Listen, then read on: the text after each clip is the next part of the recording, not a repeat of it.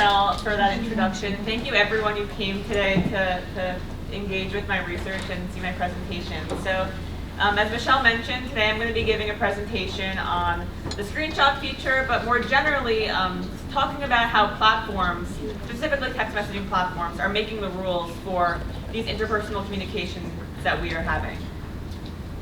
And so let's just zoom out to begin and talk about the current state of privacy management, which a lot of privacy scholars are referring to as digital resignation. So prior to this notion, there was talk about privacy is dead, or there's a privacy paradox where people say they care but don't actually do anything, or vice versa.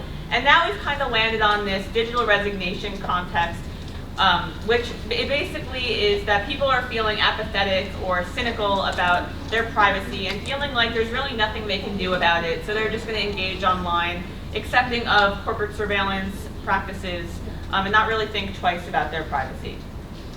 But understanding privacy management and what it's supposed to be, I turn to communication privacy management theory, which is an interpersonal communication theory developed in 2002.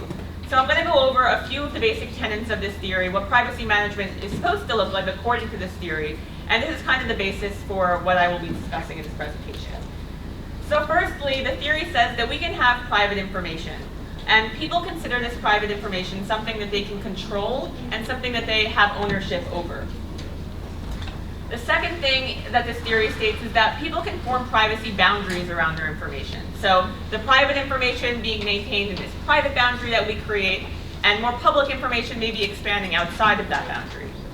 And the information that is shared with others falls collectively with a co-owner of information. So if I'm the owner of information and I share, someone else then becomes the co-owner. So we share responsibility over that information within this private boundary. Third, Petronio talks about how we can manage our privacy through a rule-based management system. So information owner, so if I have private information, I can explicitly tell you what my expectations are, or I can implicitly engage you in my rules and my expectations of privacy, so that the co-owner who I share it with knows what my expectations are and how they should share my information. And finally, Petronio says that when these rules are broken or these expectations are failed by the co-owner, something called privacy turbulence happens. And so privacy turbulence being the final step of this privacy management life cycle is essentially when our privacy expectations become broken. And Petronio talks about this concept as a natural and visible part of the privacy management cycle, almost as if it's inevitable. And so by that take, this feeling of digital resignation that we're dealing with now makes a lot of sense. If we're going to end up with this privacy turbulence where inevitably our information will be compromised in one way or another, sure, it makes a lot of sense for us to be resigned about our perceptions of privacy. But I'm going to talk a little bit about how Petronio talks about why this privacy turbulence happens and how that theory is kind of limited when talking about the theory nearly 2 decades or over 2 decades later. So the way that she talks about privacy turbulence happening, as I kind of mentioned in the previous slide, is through these interpersonal rules. So I tell you not to share my information, you accept or don't accept, and in the case that you don't accept, you create turbulence for me. And so I propose extending this theory in that it's not necessarily fully the responsibility of interpersonal co-owners for managing our privacy. Rather, platforms have a stake in creating the rules that eventually govern the management of our information and other people's information. And I'll get into what exactly that means. So generally speaking, and then we'll zoom in, but first, just thinking about platforms as rule makers. So firstly, platforms are enabling institutional turbulence. So thinking about how platforms nudge you towards oversharing with different sorts of companies, or the inference that companies gain from the data you have to give in order to engage with their applications.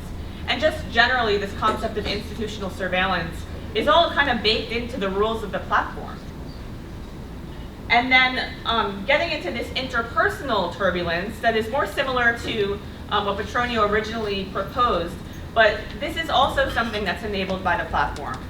So by that I mean the platform is allowing us to violate each other's privacy.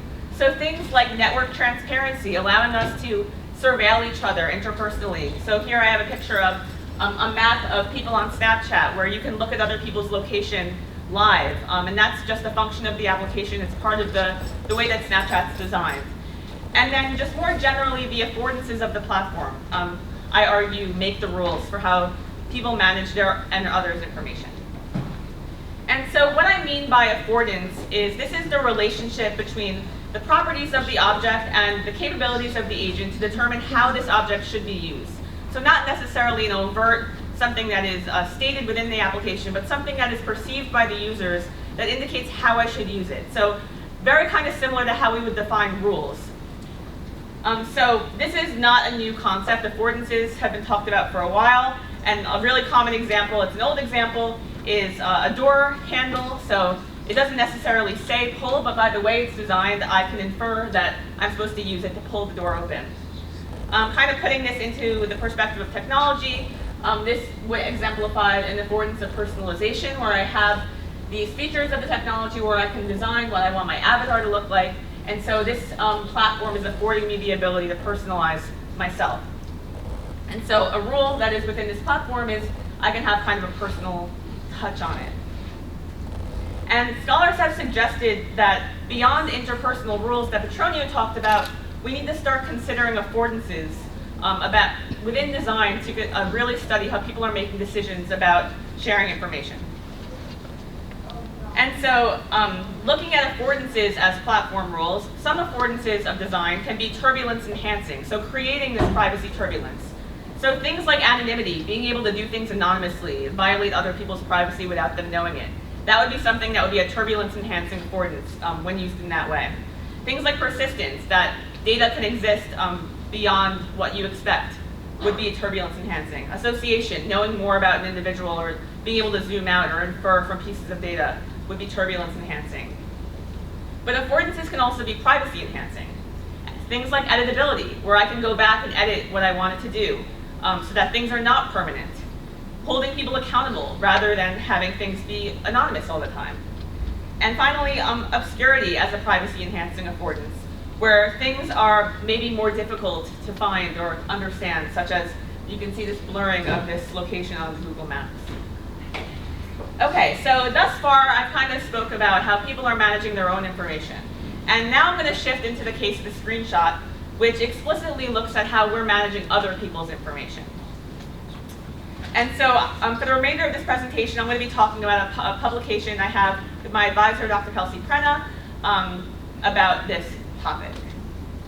So let's quickly talk about privacy on digital messaging platforms. So we all use text messaging platforms to communicate with each other every single day.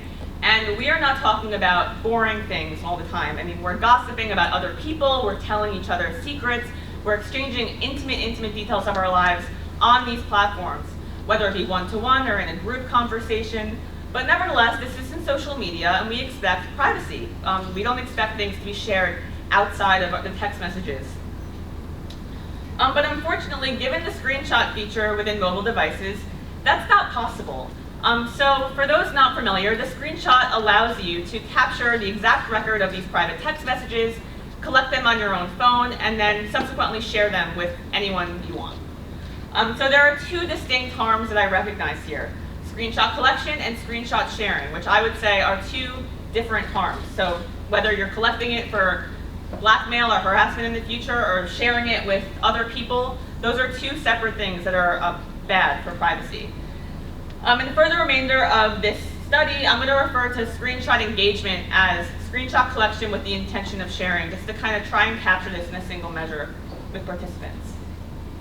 So let's put the screenshot feature in the context of communication privacy management theory. So the first thing that we do is we enter this private boundary, text messaging platforms being a private space, and we assume that we have control over the information shared there and that that is ours to own. We will then disclose information to an information co-owner, the person that you're talking to. The co-owner will then evaluate privacy rules, which set the expectations for privacy. And then finally, if a screenshot of a text message occurs and it's collected and shared, that would be an example of privacy turbulence. And this is a life cycle that happens over and over again. And so putting the platform rules as privacy tools into the context of the screenshot feature, this project assumed that text messaging platforms are making the rules for what people find acceptable or not acceptable. So right now, in the context of text messaging platforms, people think it's normal and acceptable to take screenshots of messages and share them with other people. And that's partially due to the platform rules. So first, let's talk about accountability as a way that platforms can create rules potentially against screenshot collection and sharing. So accountability rids the screenshot feature of its afforded anonymity on digital messaging platforms. So right now, if you're on a text messaging platform, you can take a screenshot and no one would know about it. The person would not know that privacy turbulence happened. And this already exists in practice. So many of you might be familiar with Snapchat that provides notification when somebody takes a screenshot. This project believed that if you were to increase accountability, this would allow people to feel more control over their information and comfort in sharing with others. So right now, the threat of the screenshot might actually be chilling people from speaking because they feel like this threat might capture what they're saying, so they can't really have a private conversation. So we hypothesized that if we were to embed this accountability queue, people would feel not only more control over the information that they shared, but they would also have higher personal information disclosure intentions that as compared to when the accountability queue would be absent. So accountability would be really positive for information owners, hopefully prohibitive for information co-owners. So the goal would be that accountability would diminish perceptions of ownership over others' information. And previous research has found that this is often predictive of future sharing. Previous research has also talked about how people are less likely to share other people's information when that behavior is identifiable. So we predicted that the presence of an accountability queue would yield lower perceptions of control over co-owned information, so that information that you get from somebody else than when the accountability queue is absent. And also we predicted that the presence of an accountability queue would yield lower screenshot engagement, so these collection and sharing screenshots, than when the accountability queue was absent. Another variable that we looked into as kind of a rule that platforms have is the trust that they have with their users, and that this might also influence the way that people are sharing other people's information and their own. And so Petronio talks about this, that people develop their privacy boundaries dependent on the level of trust they have in the information co-owner. And previous research has talked about the trust that we can have in each other over digital mediums is actually mediated by the level of trust users have in the technology itself. So the trust in the platform is really important in establishing this interpersonal trust that we have on digital messaging platforms. And so when individuals believe that they can protect their information, that the platform can protect their information, previous research would support that they would feel heightened control over their information and be more likely to disclose it. So we predicted that participants who experienced higher levels of platform trust would not only feel more control, but also have more personal disclosure intentions. So jumping right into our experimental design, what we did. So we recruited young adults from Boston University through an online recruitment system. So we had around a little bit over 300 BU students participate in this study. And so we had a 2x3 between subjects experiment. So what this means is that the accountability queue was either present or absent, and the trust in the platform was either high trust, low trust, or control, so no real indication of any sort of trust. And people were told to imagine they were having a conversation with a close friend on a new messaging platform with ephemeral messages. So the assumption was that these messages could disappear. And they were asked to imagine that this friend had disclosed intimate information pertaining to either their sexual fantasies, gender identity, or sexuality. And so we implemented this variation so that we weren't just asking people about a single situation, and later on statistically controlled for what situation people responded to, and there was no difference here. And I also want to note here that this study focused on these worst case scenario sharing of intimate information. Of course, the issue of screenshot extends beyond this, but this particular study wanted to look at these really bad situations that were happening. And finally, participants responded to some closed and open-ended questions.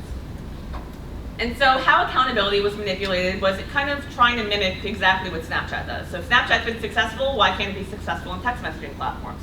So basically, they were just told if the accountability queue was present that the participants would know, or the co-owner would know, or the owner would know that they took a screenshot of your conversation. So pretty, hopefully, straightforward.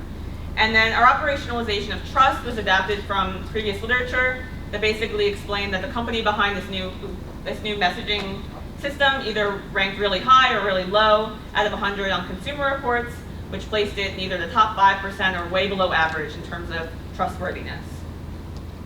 And so we measured all of our dependent variables on Likert style scales, and also had a bunch of relevant control variables that were all driven from Petronio's theory. And finally, we asked some open-ended questions. Because this is such an understudied topic, we really wanted to understand more about the habits and norms of taking screenshots of other people's conversations. So we asked people, what are your primary motivations for taking screenshots? Who do you typically send them to? And are there specific mediums that you would absolutely not take screenshots on, and why? So jumping right into the results, the first thing that we found was that people are significantly more likely to take screenshots on digital messaging platforms than any other medium. And this was not a surprising finding, but it is an ironic one in that of the platforms listed, text messaging platforms really should be the most private. And yet people are admitting that this is the place that they are most likely to be, in a sense, violating someone else's privacy. And so I'm going to run through all our hypotheses, which were all two-way ANCOVA models that we ran to detect differences between our conditions, followed by post hoc 2P HSD tests for multiple comparisons that showed us which group was more significantly different than another, which direction the relationship was going in. So just jumping right in, we found that compared to the absence of accountability, the presence of accountability yielded higher levels of perceived control over personal information, higher levels of personal disclosure intentions, lower perceptions of control over co-owned information, and no differences in screenshot engagement. So H1 through H3 were supported, but we didn't find a significant difference in accountability on the actual screenshot engagement, which was interesting, and we'll talk about maybe why that happened. And then in terms of trust, differences in platform trust did not necessarily influence the control people felt over their personal information. But compared to the control group, participants who experienced low company trust had significantly lower personal disclosure intentions. So where there was low trust, people were less likely to want to disclose their information.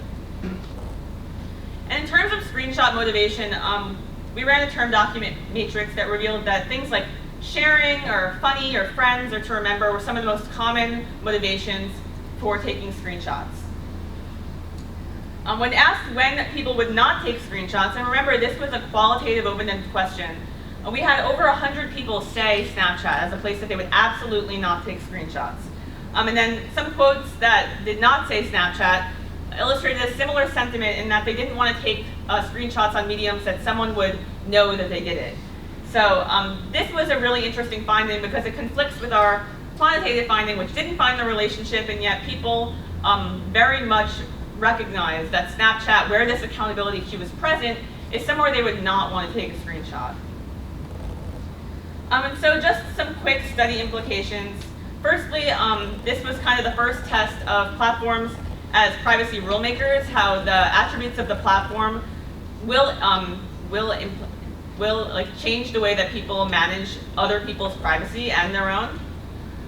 This was the first study that talked about the screenshot feature as an enabler of privacy turbulence, which is crazy given how common that it is. So that was that. We found that accountability for screenshot engagement enhanced control and disclosure, and a lack of institutional trust can further chill speech. So these are all really important implications for future study.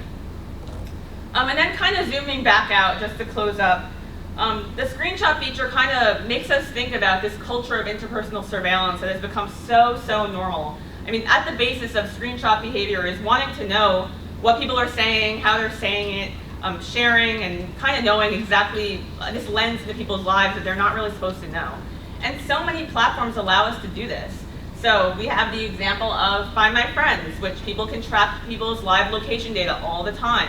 Nobody questions the privacy of that. It's a very normal thing that people do. The second example being Instagram stories, where people love to look at who exactly is viewing their content and when. And just kind of, these platforms are letting us engage in this culture of interpersonal surveillance. Even down to working environments where we can see who is working in our document, when, what kind of edits they're making.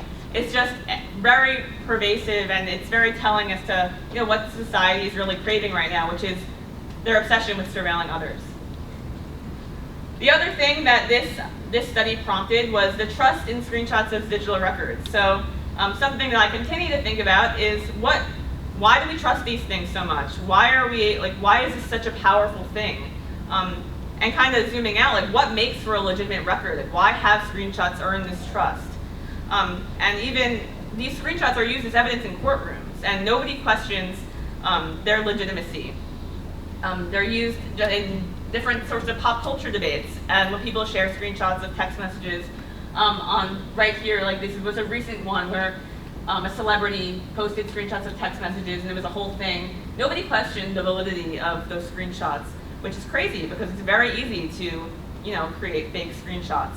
Screenshots have even been the precipice for Supreme Court cases that have risen all the way up just because someone took a screenshot of a message, and this caused the whole thing, and I won't get into the case, but it was because of the screenshot that this happened. And so just finally to close with some study limitations, because this was our first study on screenshots, but it certainly was and is not going to be the last.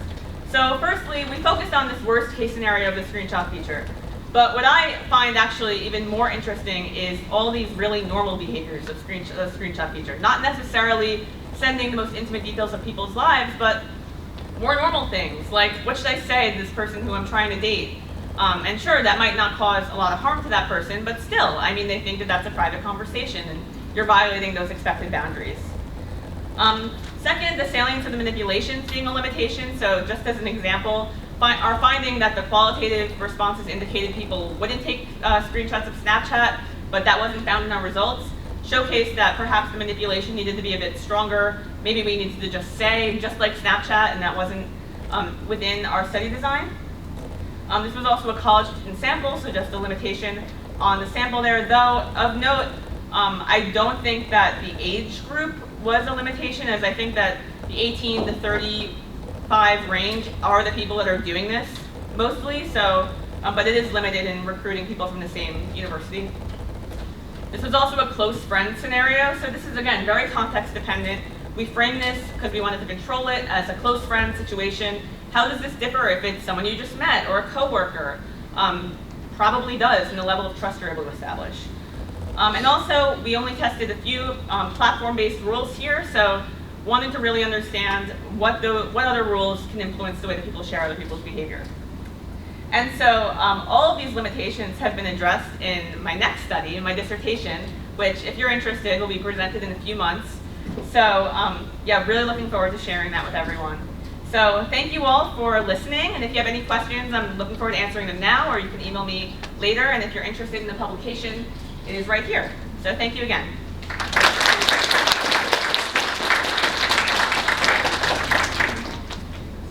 Other questions for Alexis?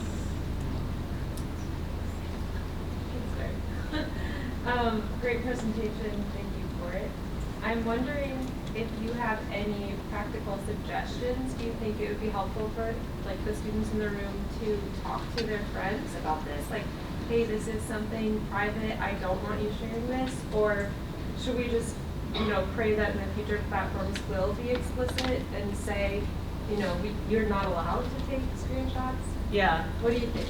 Yeah, so I think, and I guess this teases my dissertation a little bit, but we do have evidence in the dissertation that if you were to just tell people, people are going to be less likely to take screenshots. But obviously, that's not the ideal situation. We shouldn't require people to have to manage their privacy all the time. We should just feel comfortable within the platforms. And so I think the ideal is that platforms adapt affordances that allow people to feel comfortable and maybe provide some sort of warning or notification or some sort of confidentiality expectations baked within the platform that allow people to feel comfortable disclosing without fear of this screenshot taking their information and sharing it out. Yeah. But have you thought about even though every app has a notification for taking a screenshot, people also do this kind of thing. They just use another phone to take the photo, even when if you're snapping each other.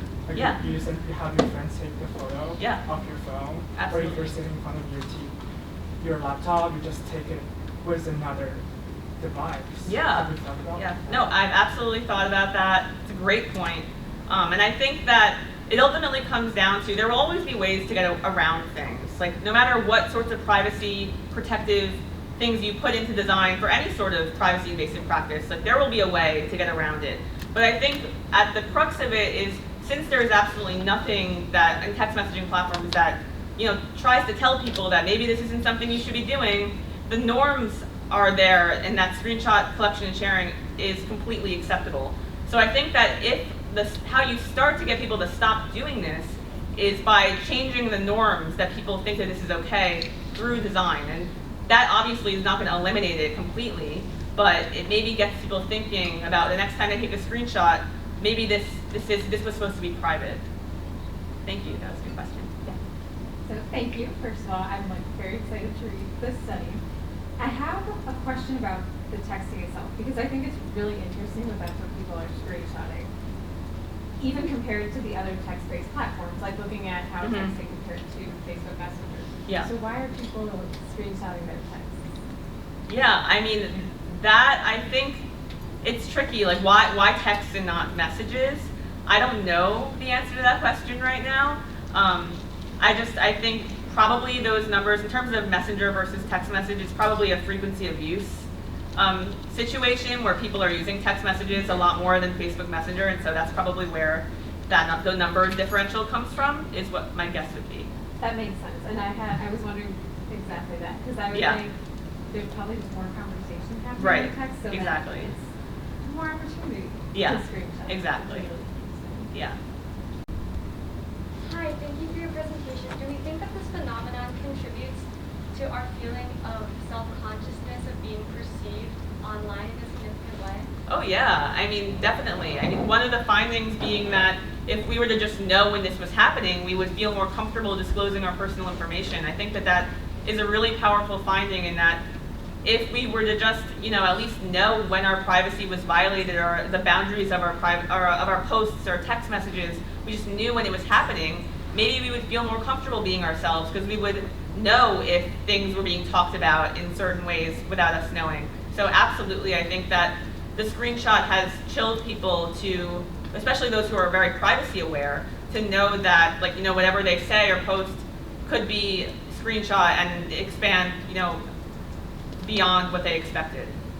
Thank you. Is there a question? Yeah. The term interpersonal surveillance culture really caught my eye. I thought that was super interesting because no one would say that about their friends. Just look at this snapshot. And can you think of examples like for just everyday normal interactions where it might raise someone's awareness to being a victim of snapshot culture? I can think of like celebrities that you've seen in the news. Like how do you make that something that they should care about?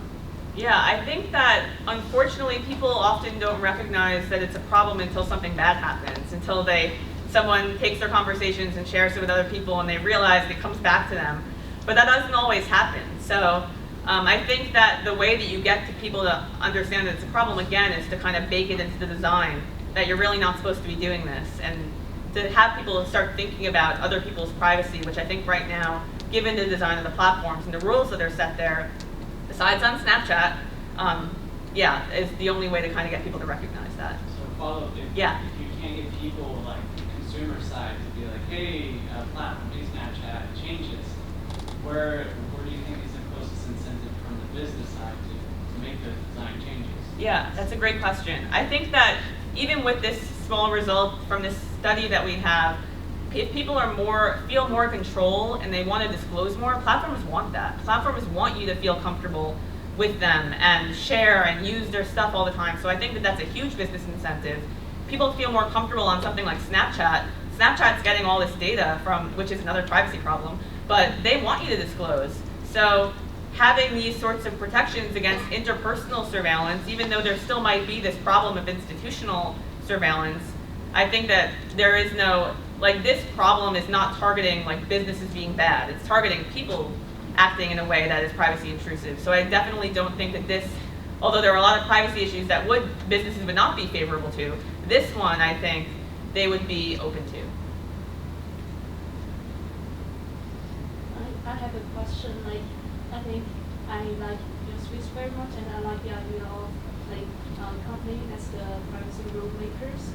And one thing crossed my mind, like in real life, I think it's definitely a two-side story. Like, one, sometimes you are the victim of people oversharing, and sometimes you are the culprit of oversharing like others' information, whether Yes. it's because for convenience or it's for like fun to share stories. So Yeah.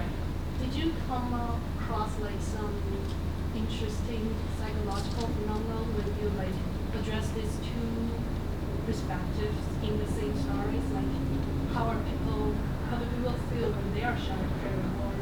How do Yeah. people feel when they be the sharee of the Yeah. screenshots? It's a great question. I do get at this in my dissertation in the next study, which I started to find that people have these real expectations of privacy within text messaging platforms, and then they admit to screenshot sharing other people's stuff. So there's this mismatch between how I think my privacy should be treated by other people, but when it comes to other people, I like screenshotting, so I don't really care anymore. So, and I have evidence of that in my dissertation. It starts to get at it. So definitely there's something going on there, and there's definitely more to kind of explore psychologically. Thank you. Looking forward to your presentation. Thank you. Yeah. Hi, so I came across something interesting with screenshotting, not on messaging apps, but on health apps like pharmacy apps, and then Epic, which is the My Charts app for like medical information. If you try to take a screenshot there, your phone vibrates and you get a notification saying that you cannot screenshot this. Do you think that some messaging apps might go to that extreme and just like implement that feature where you can't take a screenshot at all? Yeah, I don't think so. So I am not for banning the screenshot feature, because I think that there are a plethora of cases where people really need to take a screenshot, and most prominently if there's like a harassment case where they need evidence of certain conversations, and that gets back into why are these so legitimate, but they're trusted as of right now and people need them. So I don't think that the end-all solution is don't let people do this at all, but some sort of medium where we're not doing this unless it's an emergency situation. Thank you. Yeah. Very good. Your presentation was, I thought you explained the theory really well. You explained how you operationalized the study and the processes you went through. I want to pick up on something that you mentioned about the legitimacy or the validity of screenshots, that you haven't come across people saying that. So my question is, A, when did you feel this? And then B, did you try and get at that at all in this or any ensuing studies, and can you extrapolate on why that might be? Yeah, so the legitimacy point I think goes beyond the scope of even the dissertation. But even in my dissertation, I have like a whole law and policy component where I've looked at case law where this has come up. And even like there is like thousands of cases where screenshots of text messages as evidence come into the courtroom. And the judges don't recognize like, oh, should we question the screenshots? Nothing comes up like that at all. In terms of whether it's real or not, real, yeah, right. that doesn't happen. I even have read cases where people print out screenshots on pieces of paper and that is accepted as evidence in the courtroom. And this study of legitimacy of screenshots is like a future thing that I really want to do. And I think that it has implications for, especially in misinformation age, like why do we trust these things so much? Like really getting at that. So I definitely that's like #1 post-dissertation study that I am excited to do. And I think that the legitimacy piece was one of the first things that I was thinking of when I started thinking about screenshots. Not only are we violating each other's privacy, but who's even to say that I didn't make this fake text message and now it's causing all this drama? So I think that that's definitely one of the most pressing issues with screenshots, but the scope of the dissertation was just limited to like, why are people doing this, and is there a way through design we can adjust the norms? Sure. And when did you feel this? What year? Ooh, like when did I start thinking about screenshots? When did you actually collect the data? Oh, last year? Okay, so 2022. Yeah. Okay, I'm just trying to think. Was this before all the Chat GPT stuff? Oh yes, came before. out and, You know, Yeah. it's so much easier. Oh yeah, to- I mean now it's even Yeah. easier, yeah. Thank you.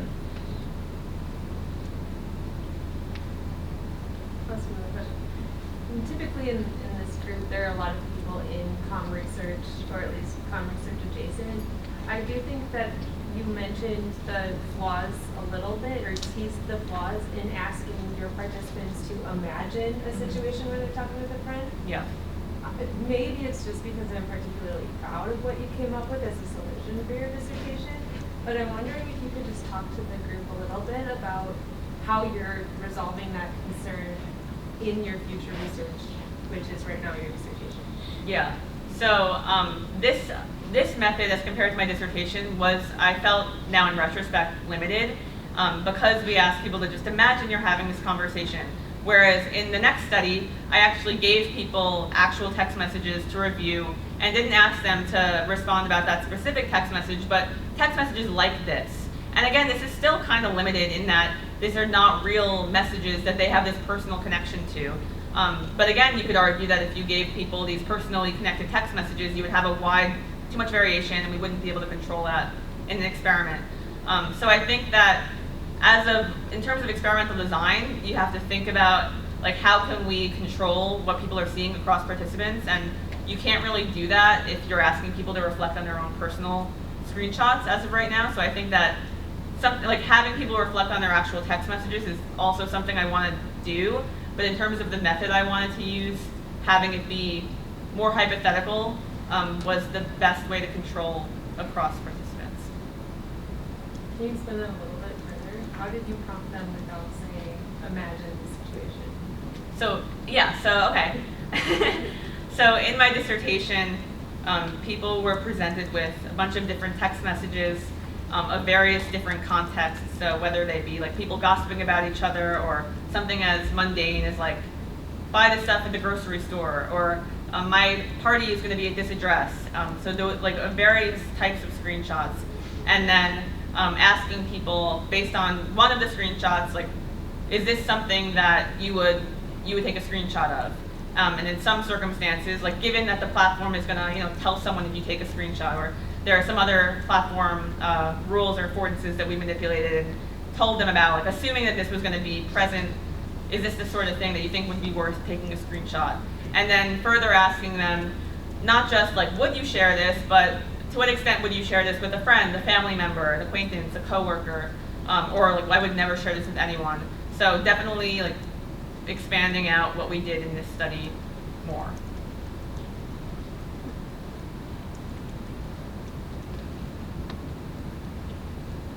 Any other questions for Alexis?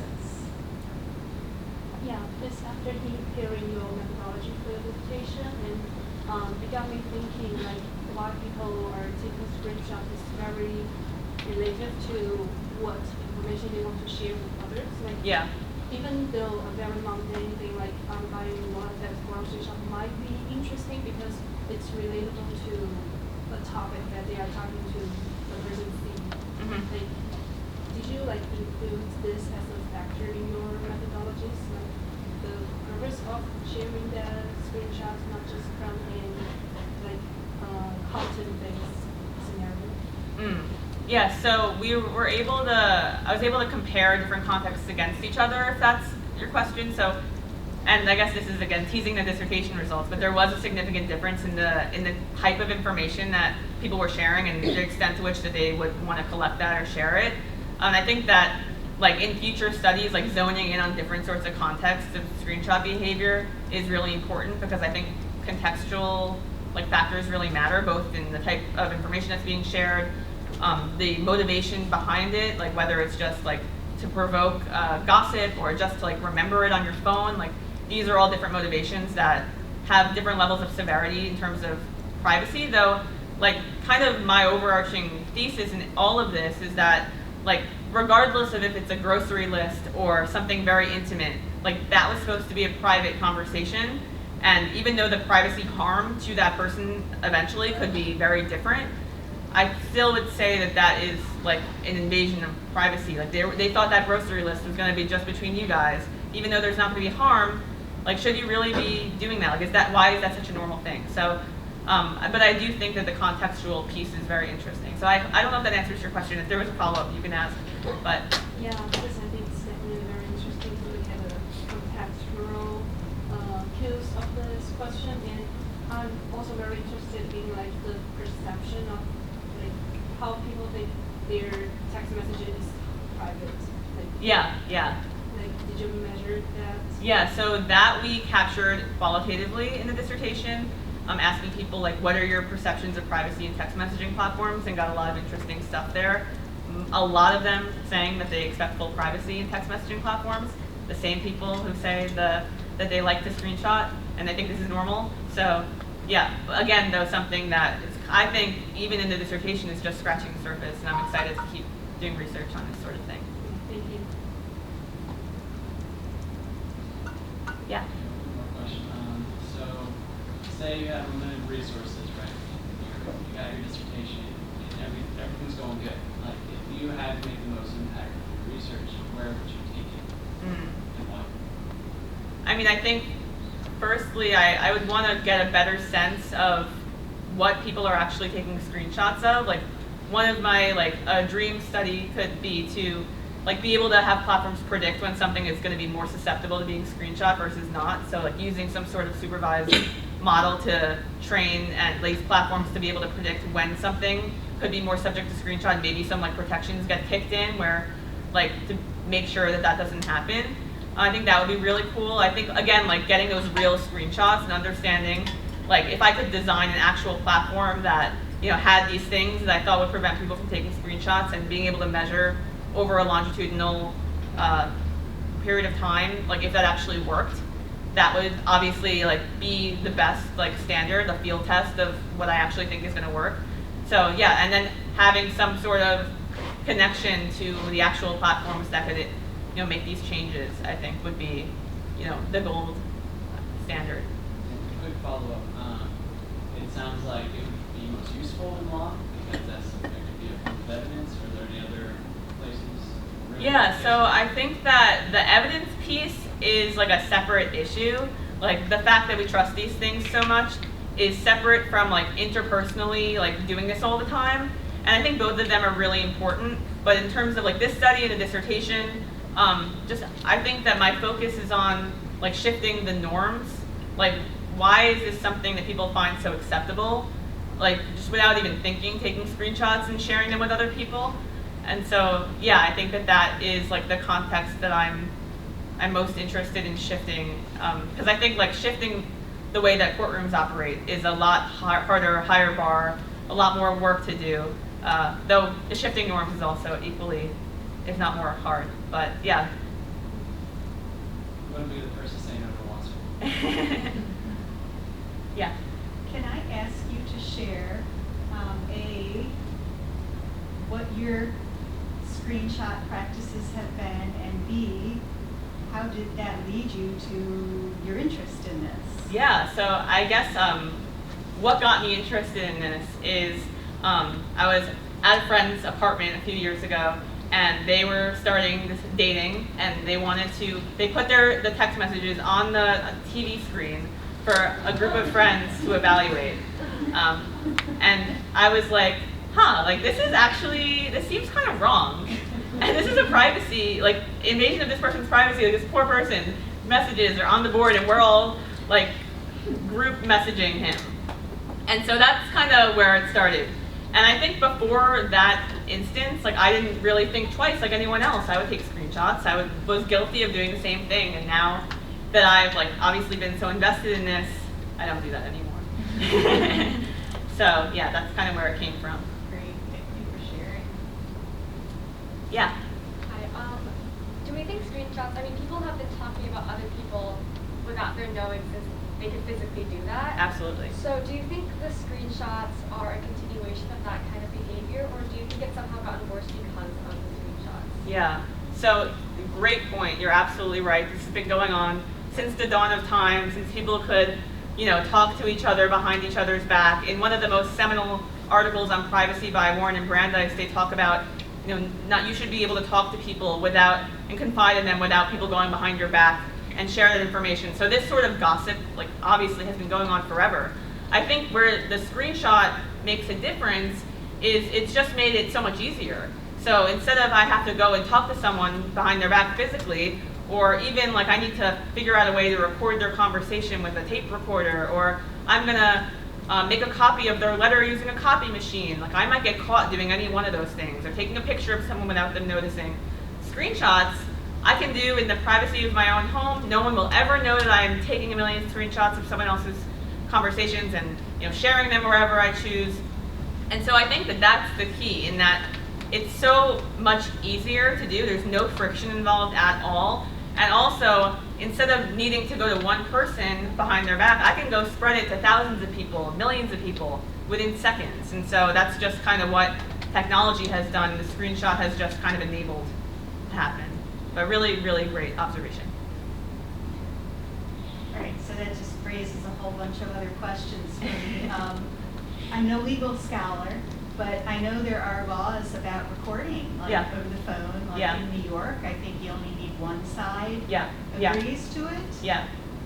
Is there any connection with like screenshotting? I mean, it's recording, right? Yeah, so I'm fleshing out the law piece of the dissertation right now, and I'm just starting to dig into the one-party and two-party consent laws that are different by state, and it is limited to only phone recordings. But you could imagine a world where text can, be included in that. And so, yeah, absolutely, there's a connection there. Yeah. Yeah. Hi. I'm still thinking that the notification of another person taking a screenshot at the end of the day is a pretty passive matter. Mm-hmm. Sometimes it cannot prevent harms. Absolutely. So I'm wondering if there's possibility for more active features. For example, adding a new feature that upon read consent, your conversation cannot be screenshotted, as the previous person said is now technically available and possible. Like, would this kind of feature be something nice, or would new problems evolve around it? Yeah, so I kind of get at some more features in my dissertation beyond just notice, because I completely agree with you. Even if someone is notified that someone will take a screenshot, someone can still take the screenshot and move on with their day. And at least I guess at the least they know about it, that this privacy harm might be expanding beyond what they thought. So I do think that there needs to be some sort of middle ground between nothing and banning screenshots. And as I've said before, because there are good use for a screenshot, even beyond text messaging, people like using screenshots to capture a recipe online, or remember what outfit they were looking at on the internet. The screenshot can be really useful, and so I would never want to propose getting rid of it completely. And I also would not want to propose getting rid of it for text messages, because similarly there are good uses for it. But back to what I've said a few times now is that there's these norms that if we were to just indicate somehow through design that this is not acceptable, not you can't do it, but that this isn't right, this could, I think, constrain behavior over the long term. I see. Thank you.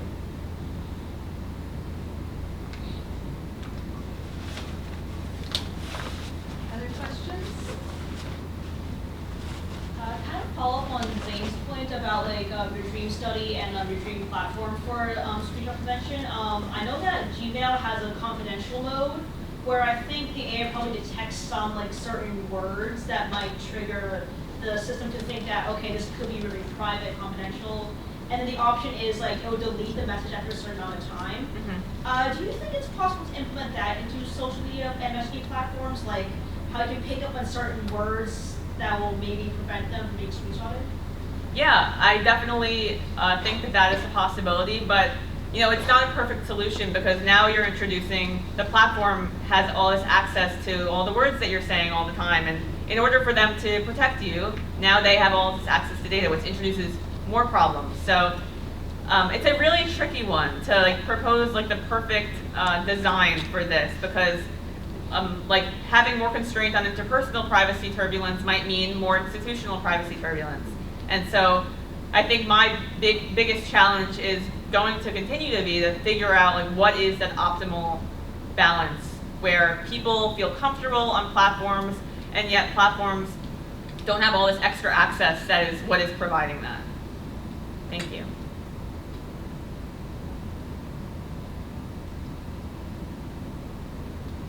So this is a monthly research series that we do, the CRC's Colloquium research series, and had we been thinking, we probably should have done some sort of pretest to ask everybody about how often they think about screenshotting. And now we can ask you again, how many of you are going to think a little bit more before the next time you take a screenshot of something? Thank you very much for coming. Let's give a big hand to Alexis.